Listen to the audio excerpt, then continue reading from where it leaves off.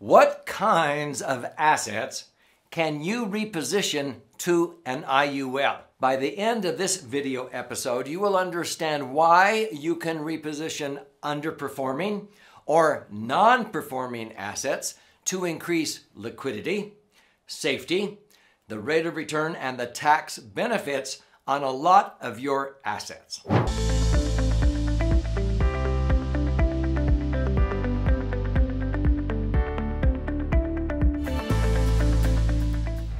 So, I'm Doug Andrew. I've been a financial strategist and retirement planning specialist now for north of 48 years.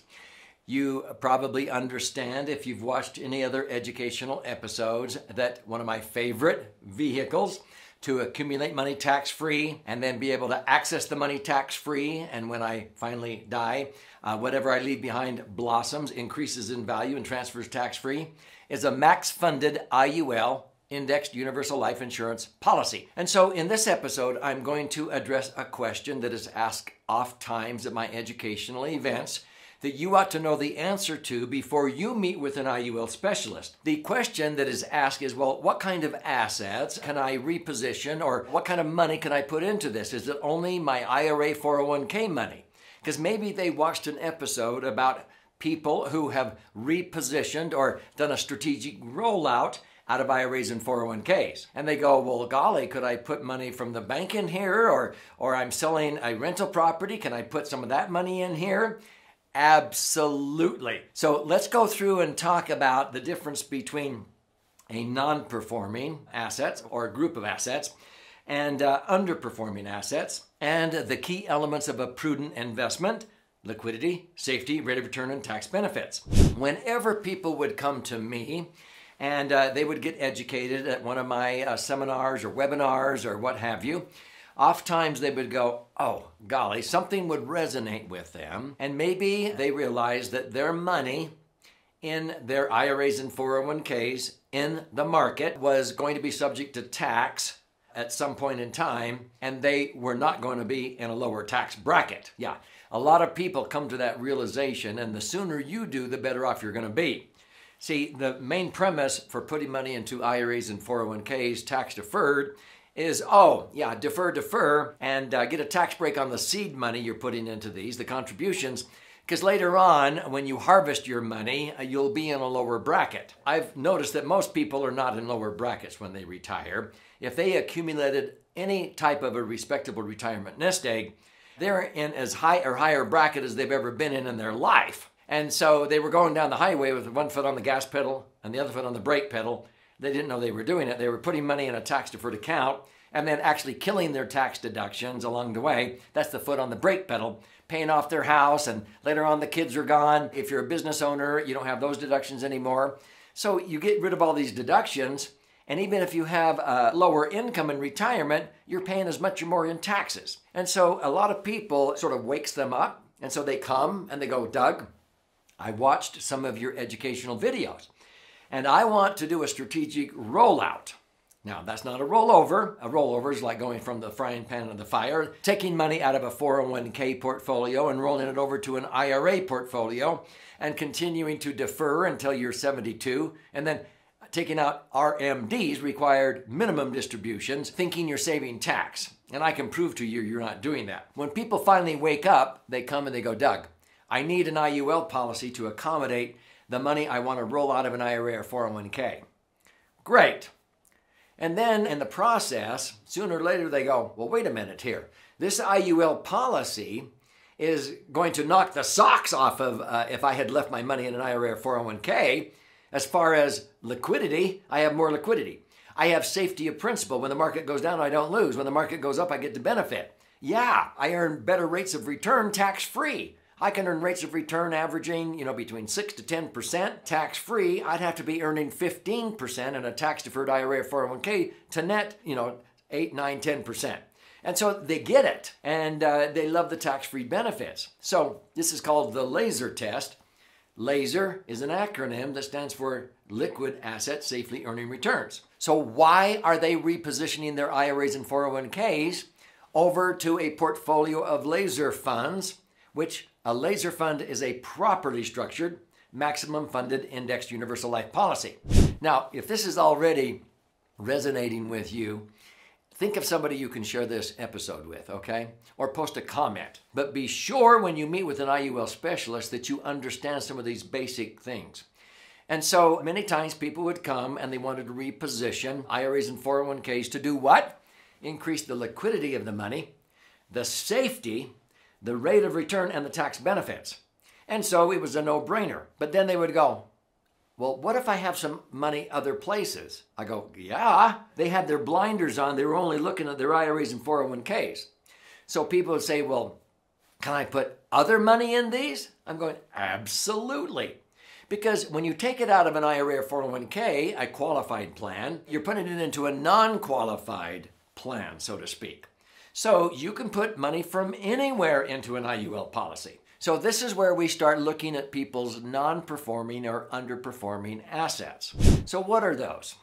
You wouldn't believe how many people would come and I would start looking at their assets, and they might have $100,000 sitting in a bank or credit union earning under 1% interest. They're rowing upstream at the rate of 1 mile an hour, and the current of inflation is coming down at 3, 4, 5, 6, 7, 8. They're going backwards, okay?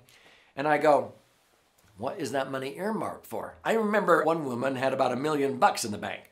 Well, what's that earmarked for? I was thinking about going on a trip. I went, where? To the moon? Yeah, sometimes people just don't realize where they can have their money and where actually the bank had her money. Banks and credit unions, if you watch other episodes, will take a portion of your money that you put in the bank and they'll turn around and put it into insurance companies to increase the liquidity, safety, and the rate of return, okay? So just bypass the middleman. So many times people will reposition underperforming assets, ones that are only earning 1% in a bank or credit union, and put it over into IUL to increase the liquidity, the safety, the rate of return. Sometimes people say, well, is it really more liquid? Well, you're thinking the bank or credit union has a drive-up window, that means liquid. No, that's convenience. You could actually access your money out of an insurance company easier and more safely than you could out of a bank when the economy takes a nosedive. Banks can actually stall you for up to 6 months if they want to on your money inside of a bank, okay? Sometimes you have underperforming assets that are earning very pathetic rates of return. Sometimes people go, well, I have this rental property and I actually hate being a landlord. Hey, I understand. I am more of one that sort of buys real estate, fixes up and flips it. I hate being a landlord, taking out the trash, fixing toilets, evicting tenants. And so sometimes people get tired of being a landlord doing that stuff. And so they want to sell, but they don't know where to put the money that they're going to net out of the sale of the property. Or maybe they're going to get an inheritance or a settlement because somebody hit them with their car and they're getting a couple of $100,000, whatever it is. So if you have an impending amount of money coming from the sale of a piece of property or an inheritance or a settlement, these are just lump sums, you can take that money and an IUL policy can accommodate it. An IUL professional can help you comply with TEFRA, DEFRA, and TAMRA guidelines so you don't bugger up tax-free access later. But see, those would be assets that you may come into in the next few years, but it would behoove you to make room for it now and sort of get the clock ticking on the TEFRA, DEFRA, and TAMRA guidelines, because when you finally have the money, you can throw in a big amount in one fell swoop instead of starting from the moment you have the money and then having to spread it out over 5 years. If you don't understand what I'm talking about, be sure and check other episodes that talk about those tax citations, TEFRA, DEFRA, and TAMRA. So the answer to the question is what kinds of assets? Basically any kinds of assets.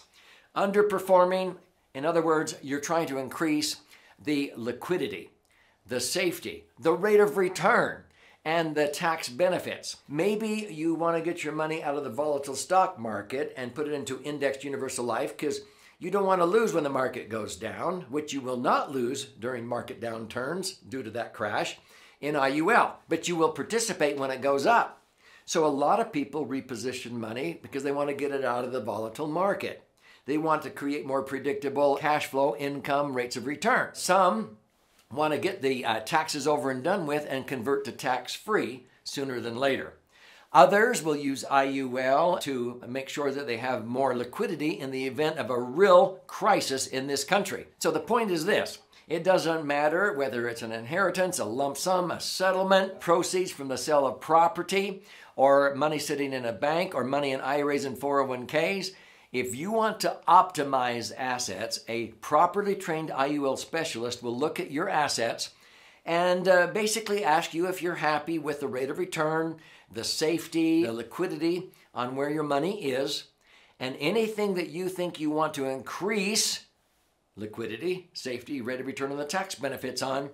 They can show you illustrations to accommodate and optimize all of those assets, and you can establish what I call a family bank with your IUL policy, or you can have several policies. Does that make sense? So in summary, maybe you have $100,000 you want to transfer out of banks and credit unions. Maybe $200,000 out of IRAs and 401ks. Maybe $200,000 out of a rental home that you're selling. So the total of that would be $500,000. Or maybe you want to set up an IUL policy to accommodate $500 a month, or $8,333 a month. That's $100,000 a year. Or maybe a lump sum of $100,000 a year. It doesn't matter. You can put in monthly deposits, annual deposits, lump sums. An IUL policy can accommodate assets that you want to reposition to increase liquidity, safety, rate of return, and tax benefits. That's why I wrote the book, The Laser Fund. This should be your textbook. Laser, liquid assets safely earning returns. These 4 pillars are liquidity, safety, rate of return, and tax benefits. And as far as I'm concerned, nothing else passes these tests with higher scores than a properly structured maximum funded IUL policy. So if you have not claimed your free copy of this book, be sure and do so by going to laserfund.com or click on the link below. You contribute a nominal amount towards the shipping and handling. I'll cover the rest of that cost, but I'll pay for the book and fire out a copy to you. There's also options there for you to listen and learn, watch and learn, and you can even schedule an appointment with an IUL specialist that I actually sort of authorize, that I have trained, that knows how to implement these correctly. So this is to your brighter future.